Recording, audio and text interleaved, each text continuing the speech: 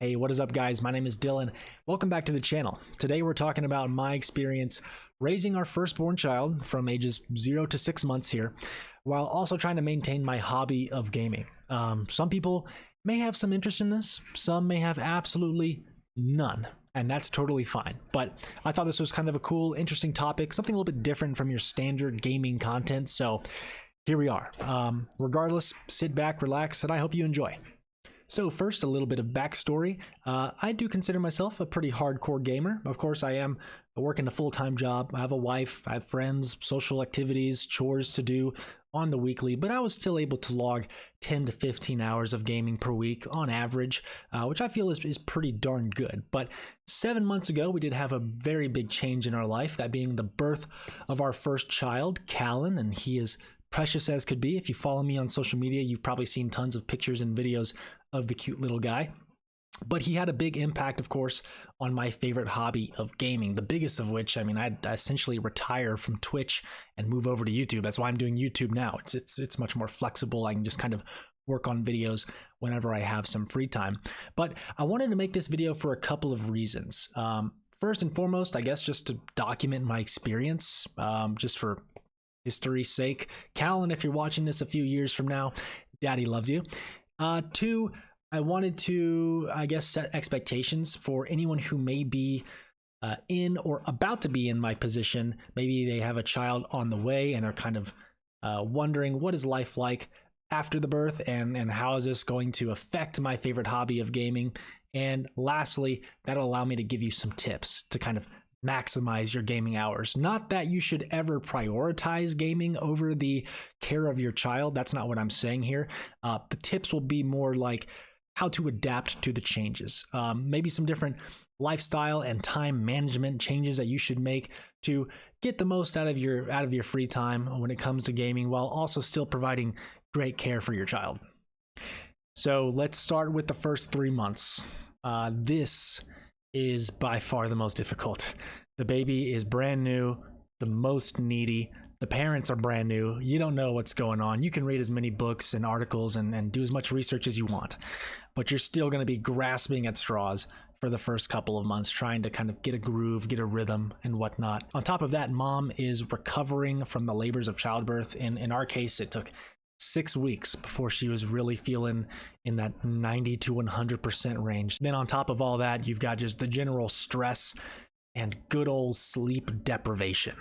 And when I say sleep deprivation, like imagine the most tired you've ever been, and then like multiply it by 100. It's like a new level of tired that I did not know existed. I don't know how we made it. I do not know how we survived. There are times where you just feel like a zombie. And that was pretty much the first 3 months. As far as gaming is concerned, my weekly hours dropped from, like I said, 10 to 15 to probably like 3 to 5 hours a week. And as far as my gaming sessions, you can sit in front of a TV or a computer and play video games for hours and hours and hours and have no problem at all. But during this time, I would say my video games playing sessions, like 15 minutes, 25 minutes a pop. And of course, you can still get a couple of big stretches here and there, hour plus or so. It's just you got so much you got to be doing all the time. And so I would play games just enough to feel like I got a little bit of a dopamine rush. I had enough time to take a couple of breaths and kind of relax. Of course, video games being the ultimate form of relaxation for me.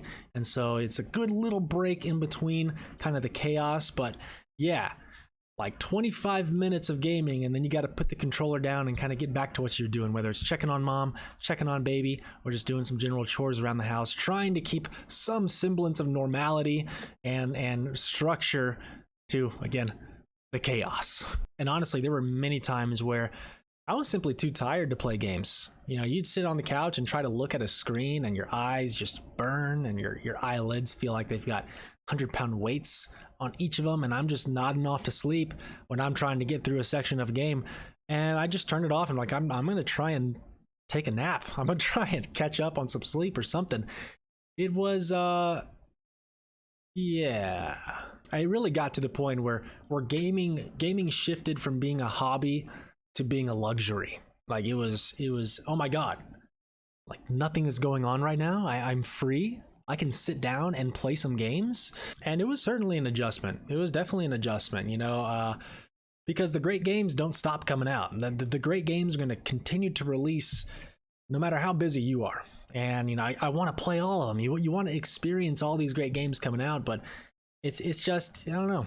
You just got to set your priorities. Baby takes priority, of course. Mom takes priority. And just got to be responsible in that way. And I promise you, 3 months in the moment, maybe it feels like a long time. It passes. It's really, at this point now, we're about 7 months in. Those first 3 months, like I don't even remember them hardly. It was all a blur. But I do have some good news. After those first 3 months, baby gets easier to manage by the day. Mom and dad are a bit more experienced. You can kind of get some semblance of a rhythm and a routine. Baby himself is more alert. He's interacting with things, looking around, smiling, laughing. Doesn't need constant contact supervision. Baby is just a little bit more independent every day further you get. You can lay him in a chair, put some dangly toys above him, and he'll kind of preoccupy himself a bit. Not to mention, his naps are going to get longer, which just means more free time for mom and dad. I will say in my experience, there are two larger windows in which I could potentially get some gaming in. That being very early in the morning or right at his bedtime, which is around, 7:15, 7:30, somewhere in there. Nighttime stretches are much longer than daytime naps. He'll nap for maybe an hour and a half. But his true nighttime sleep stretches, those can go from 3 to 5 hours, if not longer. It varies from baby to baby. Everyone is different.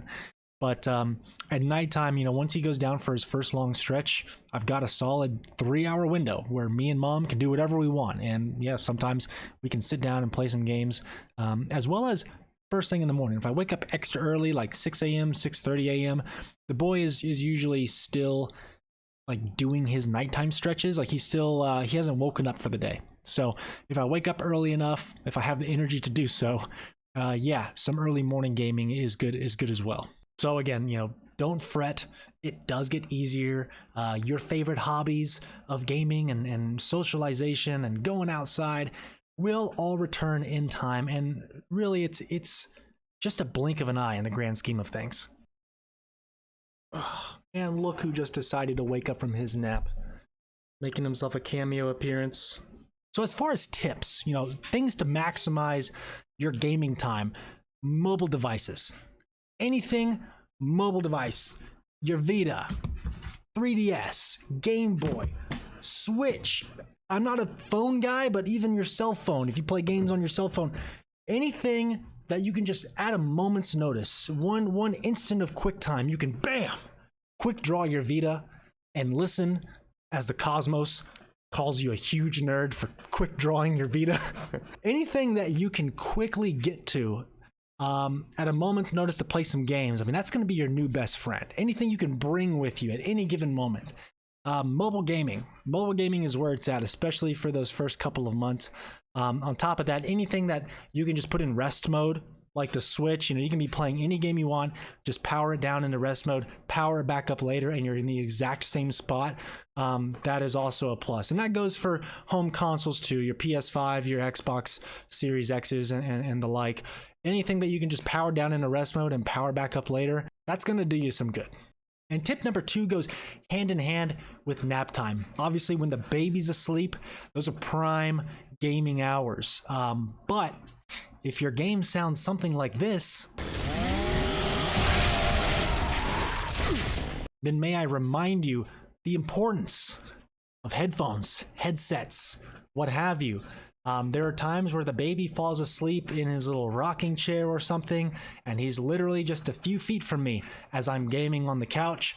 Headphones will make sure the baby does not wake up in the middle of a high intensity action sequence in any game. Now, do note that if the baby is asleep in another room and you're wearing headphones, you may not hear the baby cry. But for me personally, I have like a little video camera on my phone that I can always watch the baby while he's sleeping. So even if I'm wearing headphones, I glance down, check the camera. Okay, yeah, baby's doing good. Let's keep him going. So just, I don't know, fair warning there, I guess. So now what if the baby's awake and you've done your playtime, he's eating, he's happy, and he's just hanging out, he's just chilling? Well, you could try to put him in your lap and play games, but at a certain age, once you hold something up in front of them, they start grabbing it like this. I can't tell you how many times my son has killed me with some unfortunate misclicks. But you can wear one of these. And right now I've got him front facing, but you can actually turn him around to face you, and it's a good way for them to hang out, chill, look around. They can fall asleep in these. So yeah, this is kind of like my final tip for you to get some gaming in, even when he's awake. I mean, babies, you know, they think these carriers are very comfortable. They get some stimulation. They can look around and interact with things.